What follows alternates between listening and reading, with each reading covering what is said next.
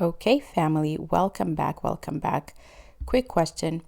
What happens when somebody who is clearly gifted by God, someone whose voice literally shifts the atmosphere, suddenly disappears from the spotlight? What happens when that gift that the person has seems to drift into controversy? Do we cancel them? Do we criticize them? Do we pray for them or do we reflect or all of the above? So that's what I want to yap about today. I want to talk about Dante Bowe. He is the former Maverick City Music member. He was the chart topping worship artist, and to some, I would say, because of what I'm about to talk about, a cautionary tale. But really, you already know how I roll. This is not just about Dante. I think it's about you, me, about us, our relationship with fame, talent, music, all of that. So hear me out. It's just a thought.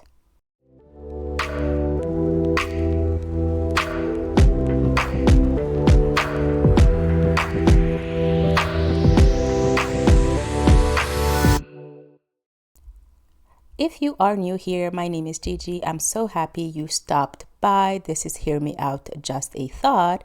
I like to unpack culture, faith, real life stuff with some honesty and a little bit of a biblical perspective. I'm lying, a lot bit of a biblical perspective.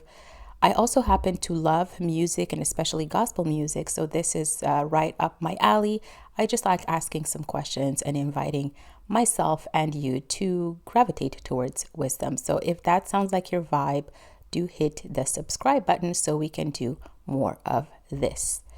So let's first kind of talk about the group and then we can kind of ease into Dante's story. The group is called Maverick City Music.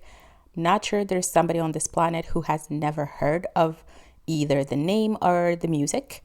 I remember that they did change the whole game for me and for a lot of people in 2018 when they came onto the scene. They had diverse voices. They had a very interesting style of worship, a very intimate style of worship. They had what I think were honest, simple lyrics. And you've probably heard their songs, even if you were not aware that they were from Maverick City. You've probably heard of Gyra. You've probably heard of Promises. You've probably heard of Refiner. You've probably heard of Old Church Basement, Wait on You. All of these songs, because they just felt they had something special that drew millions of people, and they felt like raw prayers. They felt like when you're talking to God. And that's, I think, what propulsed them to fame. And they mentioned when they were created, I think I've seen some interviews and articles written about why they created the group, how the group was created, and of course, what was the purpose of it. And one thing that kept being brought up was that they wanted to give space to what they called creatives from marginalized communities. And that they did, meaning if you look at the band, is it called a band or a group? I guess if you look at the group, the band, the people that are in there, it's everybody and nobody at the same time. And it's women and it's men and it's just people that maybe don't look like the way we normally see very polished worship singers looking. And they, like I mentioned, drew millions of people towards their music because at that time it just felt like revival. I think it just felt like revival. We were having difficult moments. I think in globally there's always something going on, but that movement felt like a a breath of fresh air. And I do remember distinctively part, and I always pay attention to the comment sections. And the comments were all saying, I've never felt something like this. This is real music. This is not a concert. This is actually worship. And it was what I would qualify as a moment. I remember that it was a moment, and I was part of the group of people that really enjoyed Maverick City Music. That being said, I will put a big flashy red note that in the future of this channel, I will also talk about what we consume and paying attention, even when we love music and some type of music, even gospel music, worship music, to be aware, to kind of test it against the Bible to see if it's biblically sound. And I definitely have some accusations for Maverick City, some of their songs, also in collaboration with Elevation Worship, some of their songs to me feel a little bit off or are a little bit off when I compare them to the Bible. But hey, I will not be hypocritical. I loved the music. I liked the songs, and the ones that hit me are still hitting me today, regardless, right? So I won't sit here and pretend that the music is perfect, meaning is biblically 100% sound all of the time. But I will not also sit here and, pretend that I'm above a good vibe, a good moment, and really nice worship music. I'm not. I'm just like you people. I'm just a girl. I'm just a girl. So anyway, that was Maverick City Music, and you can go and kind of find out if you've never heard of them. They're still in action. They're still doing their things. They're still going around and doing concerts. And yeah, you can kind of search that in your own time. But among the prominent members of Maverick City Music was Dante. So enter Dante Bowe. I mean, his voice was something else, is something else. He was very soulful, smooth, very vulnerable when he sang. It just made you stop scrolling. It made you stop playing. It made you stop reading. It just made you focus on what was happening in the screen. And songs that made him very much remembered are songs like Joyful, songs like Old Church Basement, Take Me Back. What else? Voice of God. I know them all, guys. I'm that chick. I know them all. And they just hit differently because you could tell when he was singing that something changed in the room because of his voice and his delivery. And his delivery did not feel like industry, right? Sometimes you listen to songs and the songs are beautiful. The songs are for God. The songs are biblically sound. The songs are really worship songs, and we worship God. If you have not been following Christianity, but we worship God. And you can still feel sometimes with some performers that you are a performer. You just sing very, very, very well. You're talented with your voice. But then there's like another category of people that not only they have the voice, they can sing, they can perform, but they provide a testimony when they are singing worship music. And to me, and I'm guessing to millions of people, he was that. He is that, right? He offered more than a song. He offered a testimony, and it felt vulnerable enough that we all could say, yes, I feel that way too. Now, we can't sit here and pretend we know what is in people's hearts. Dante Bowe could have been just a fantastic performer and pretender. I'm not naive enough to think that what is showing is what actually is. But I will say it felt very real. And I still believe to this day that he was meant to sing. I don't know. Tell me what you think if you know him. But it was all also backed up by the industry, meaning the man and the group, they both had, I don't know, Grammy nominations, Billboard, what do you call those things where you're like, there's the charts, Billboard charts, packed shows everywhere. They even toured. I think they even came to Canada last year. Am I mistaken? I think they did come. Anyway, so everybody loved Maverick City. Everybody loved Dante, and it was a thing, right? People were commenting specifically about his voice. And by the way, everyone else in Maverick City Music is talented. I don't want to go on a tangent, but everybody sings very well. Everybody is something. It's just that his voice specifically created moments. And so people would comment things like, something makes me feel like I'm not alone when he's singing. It's like he's singing from scars, not just note, but real scars. Like I just said, it felt like a testimony.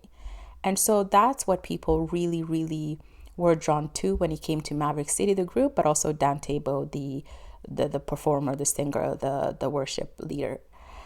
And then we kind of learn a little bit more about him because as people become known, questions are asked, and interviews are made about them and their life story and their testimonies. And we learned through his own sayings that his scars were actually real. They were not imagined by us. We're not just creating a story in our head.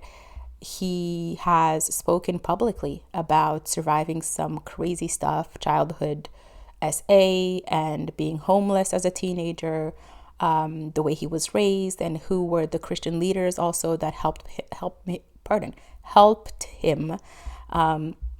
I remember that in 2023 he gave an interview to Rated R&B. I did read that interview, if I'm not mixing up my publications here, but he was saying that he does not sing because he's polished, but he sings because he knows what pain is. And if you've ever met a real Christian, let me tell you this, if you've ever met somebody who decided to give their life to God, if you've ever met somebody who behind closed doors and also in public serve God, and who also have seen crazy things, like they know pain, when worship music comes on, or when a song that praises God is on, that is talking about what has been overcome, that person feels it, because it's not a story anymore. It's not a narrative. It's their real life, right? And so that's why personally my favorite type of worship songs are songs that talk about the before and after, are songs that talk about how great of a God he is, about creating nature. They are songs to me, that the ones that I like the most, that talk about just a simple relationship with God, a thank you song, a you are great song, a good times song, a gyra, like a providing song. And everybody has their favorite type of music when it comes to Christian music, but the people that have felt pain know that they know. And so that kind of honesty when you're putting out music is powerful for millions of people to come to Christ, number one, but also express what they're feeling. We're not all talented poets. It's not required of us to be talented poets to go to our Father and talk to him. But that music, that's why it's listened to so much. And those types of voices like Dante's that have the ability to tell a story that is our story and that is vulnerable, I mean, you already know how that goes, right? And so that's Dante, that's his story, that's when he came up. But also, here's what then happened. I think it was September. Let me quickly check. Was it? Yes, September. In September of 2022, those of you who remember this. Those of you who don't, well, ta-da. In September 2022, the group, so Maverick City Music, they put out a public statement, and in that public statement, I think you can still find it in its entirety online, where they said that they were, quote unquote, pausing their relationship with Dante. And there are many reasons why. I think though the public statement said officially that it was that his behavior did not reflect their core values. That's kind of the reasons that were officially given. I do remember a couple of things that also kind of made me pause and hit a moment of like, what's happening. I remember that it was mentioning a party bus. It was like an Instagram story. I guess that's now been deleted or expired, where he was dancing on a party bus with lyrics to the song he was dancing to that were, excuse me, very explicit. So that was playing in the background. And I also remember when he was invited to one of these award shows and he got interviewed pre-show, they asked him, hey, who are you excited to see? Who can't you wait to see among the other artists that are here today? And Dante's answer, right? Dante Bowe, singer of the group Maverick City Music, singer of worship music, not worship of a God, but the God, said, I cannot wait to hear Lil Nas X. I think he's here today. Now, I mean, if you don't know who Lil Nas X is, you should at least know that in life, sometimes there's nuances to answers, But that was not an answer. That was a bad answer. Sometimes things are just not okay. And Lil Nas X's music in general, and I'm guessing persona, because I'm pretty sure that was a whole marketing thing, but his persona was not the type of things you would answer if you also serve God. Now he might have been ignorant about who it is and he just had to say a name, but yeah, just no. Anyways, it rubbed people the wrong way, and by people I mean Christians and people who follow Maverick City music and also who worship our God. And I was among them. I was like, what do you mean, Lil Nas X? I also remember, and I haven't seen this, people talking about how he posted a picture on social media where he was in his birthday suit, I think. I can't remember. Anyways, scandalous things by worldly standards might not be scandalous, but for somebody who leads million in songs, I think it hit hard. And that was kind of the beginning of the end with Maverick City music. Although it was not the end, there's always a comma when it comes to God. We'll talk about that in a minute. So that's what led the pausing, and that is what kind of the last of Dante that we saw in that light. He then went on to make his own music. That's what he did. And that music that he started making immediately after, I can't remember the song. It was called Wind Down, I think. It was not super well received in general. People were saying, you've got a voice for this type of music. You worship God. And that song was not a song that necessarily worshiped God or was Christian-ish at all. There were some girls dancing in there that were half naked, if I remember correctly. Anyways, it had nothing to do with the actual talent that people felt like he had to do another type of music.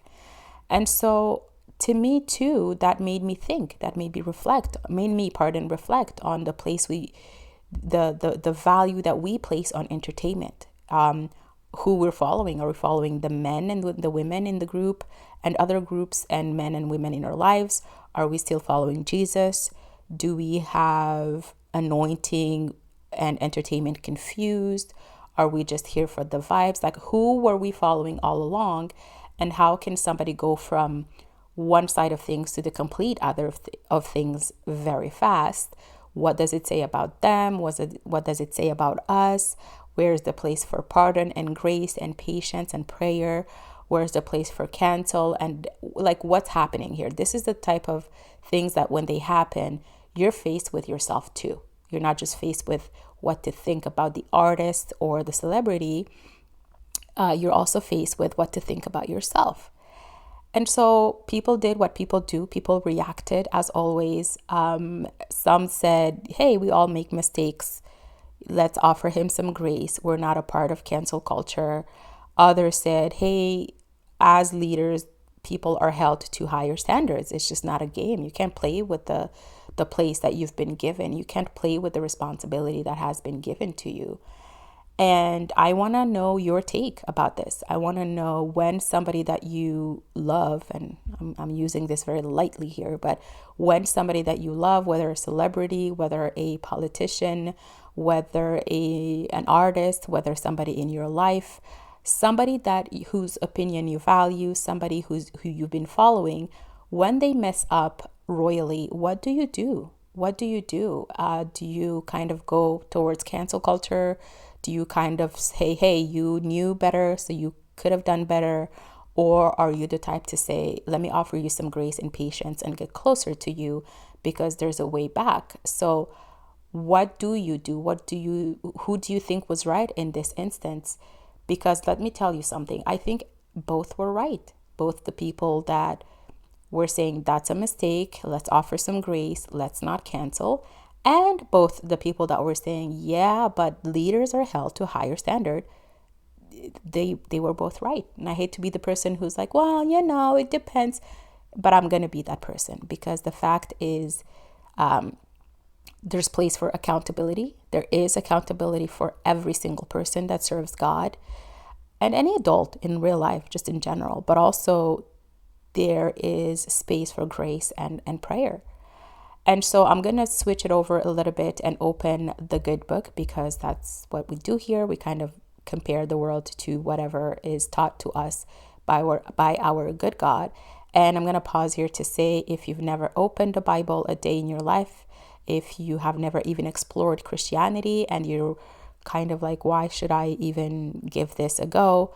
Well, I do think that the world has been lying to us. I do think that culture has been lying to us. I've been seeing that people are not happier just because they let God go. And I've also mentioned every episode now that I have made how much the more freedom we have, the more bondage we seem to be in. And so my proposition to you is try your creator, try God, try finding out why God is real and why Christianity is true. There's so many resources out there that you can go into. Anyways, let me not go on a tangent. That being said, Galatians is a book in the Bible. Let's go to chapter 6 and quickly read verse 1 that reminds us something, which is that if somebody is caught in a sin, you who live by the Spirit should restore that person gently, but watch yourselves, or you also may be tempted. Yes, again, if somebody is caught in a sin, you who live by the Spirit should restore that person gently, but watch yourselves, or you may also be tempted. So that's telling us people can mess up, right? That's a fact. People being also you and me, by the way. But the people who did not mess up, or the people who know better, or the people who are still strong enough to not get into temptation, we shouldn't be throwing stones at those folks necessarily. We should be looking to restore that person gently, emphasis on the gently. But we are also responsible for watching ourselves and not getting into the temptation, not putting ourselves in situations where, because we love the person so much and we're trying to be with them, we also fall into sin. That's why I'm saying that the people that chose grace are right. However, the leaders are also held to higher standards. There are entire passages of the Bible, like Titus, like Timothy, like a lot of passages that also talk about how much of how should I define this, responsible person a leader should be, and how much they are accountable of.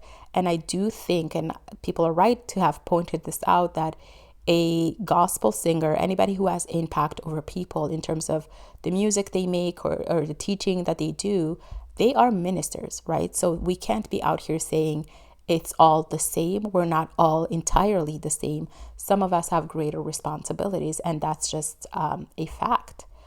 So let's talk now about the comeback, or I think somewhat of a comeback, because his story is also our story. And since those moments where he kind of fell off and the relationship was paused and Dante started making his own artistic endeavors, he's been rebuilding. And I remember that he released a self-titled album 1 or 2 years ago. He tried to start his own label, or he did start his own label. He has come back doing some interviews, addressing the past, but nothing major in terms of apologizing or saying that he was wrong. No public breakdown or anything like that either.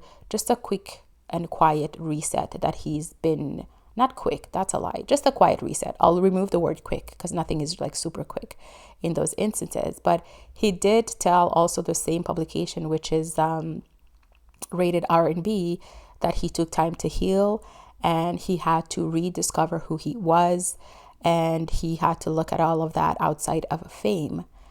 And so is he back? Yes, no, kinda. Maybe not in the way that we expected. Maybe not as the Maverick leader. Maybe just as an artist, as a man. Maybe he's still figuring it out. But he's not like gone. He's making music. And I think I did see him perform a song recently with one of the members of Maverick City, although not under Maverick City. So anyhow, he's kind of coming back. I want to talk about all of this. Why does it matter, right? I want to zoom out a little bit, and I want to hear your opinion, of course. This is not about Dante only. On this channel, I like to pull out whatever I can find and just bring it back to us. It's about all of us, especially if you are a gifted person, or if you're a platformed person, or if you're just trying to live for God in public, because we all can do things in our private life. Maybe we're the best singer in our shower. Maybe we're the best teacher when it comes to our kids. Maybe we are the best servant when it comes to our homes. But when we put that outside and we come to influence a bigger group of people, we also have responsibility, right? And the Bible teaches the same. The Bible says in Luke, and you'll find this inserted and remixed in all of the superhero movies. So Luke 12 teaches us that to whom much is given, much also is required. And so talent in general, like being gifted with either a good voice, like I said, or fantastic administration skills, organization skills, teaching skills, preaching skills, whatever it is, really. Talent is not just a blessing, it's also a responsibility. And I think sometimes we forget that. And when we get slapped on the hand, we're like, well, no, I never asked to be a leader. I've never asked to be your example. This is a thing that a lot of times we say, like, why are you looking at me? I'm just doing my job. But at the end of the day, if you're platformed, if you're gifted, if you're influencing any type of person, you also have some kind of a responsibility. And it's not, they just go together at one point. And so I want to open up this conversation about this specific thing. Like, have you ever felt, pardon, in your own life, the weight of your gift? Have you ever felt like you're carrying something holy, something strong, something big, but also that is fragile because you're afraid to make the wrong step, make it take, just mess up. Let's use that word, mess up. Because I feel like even for myself, if I'm being transparent with you, in every role that I have where I get to influence people in any kind of way, I really try to pray hard. I really try to learn wisdom. This is my whole point for this channel. I really try to not take lightly my actions and my words. And that is applicable as a mother of children, of multiple children, as a wife to an amazing husband, also in my work, like secular work that I do that has nothing to do with this, but I do have a job where I influence people, in my friendships, everywhere. And so that is applicable to you, your life, your relationships, your work, your talent, your everything, right? Because we're all talented in something, or we all have gifts that we use either for our selfish reasons or we use for God, or somewhere in between, right? And that those gifts impact people. And so I want to know how you feel about all of that. Zooming back in, I also want to know if you have heard of Dante before, if you know his story, and if you have opinions or had opinions back then about his, what do you want to call it, like rise and fall and rebirth, if you want to call it like that. I just want to see where you land, right? Because all in all, where I land is that I think we have to stick to God. We have to stick to God, not necessarily men and women, shall I say. And I think men and women are great human beings that will lead us, but we have to think that God is God and man is man. And God is the same yesterday, today, forever. You already know that. I think for some of the people that are gifted, if we have a gift, we have to use it for God, find what our gift is and use it for God. Because if we try to not steal the spotlight, if we reflect it back to God, then it reflects back out to all of us as well. And He is the one who's supposed to be in the spotlight. Everything is for His glory. And so also that I think when somebody falls or somebody messes up, we need to remember that restoration is God's specialty. And we always think the someone is over there, but oftentimes the somebody is us. It's like, where's the mirror? We're someone oftentimes. And so all of this to say we need to be discerning. We need to understand what we consume. We need to choose and filter what we consume and what message it sends. Like I mentioned before I let you go, because I know you're tired of hearing me. So I know that in the near future, I don't know, is that a lie? In the future, let's not say near or far, I will make specific content about what we consume, especially worship music. Like I said, sometimes I do have criticism for some worship music that I feel like center people and feeling, not God. I do have some criticism for some of Maverick City music songs, although I do love the group, I do love the music. I will not sit here and pretend that I'm better than the next person. I really, really like Maverick City music songs, but some of them I have to recognize when you compare them to the actual biblical truth, you're like, it's not false, but it's not true. You know what I'm saying? Or that's not really the point of the Bible that you're putting in your songs. So anyhow, we'll talk about all of that later on. In the meantime, let me know your thoughts if you have been impacted. I forgot to ask you that. How have you been impacted by Dante Bowe's music? What do you think about this, how this all unfolded? I think if you feel called to pray for people in his type of position, or every person that is a leader, obey and pray. And if this gave you something to think about, don't forget to hit the like button to let me know you made it all the way to the end. Don't forget to give us your comments in the comment section so we can open the conversation. And as always, you already know I need you to subscribe so we can be friends. So that's it for me. I'll see you.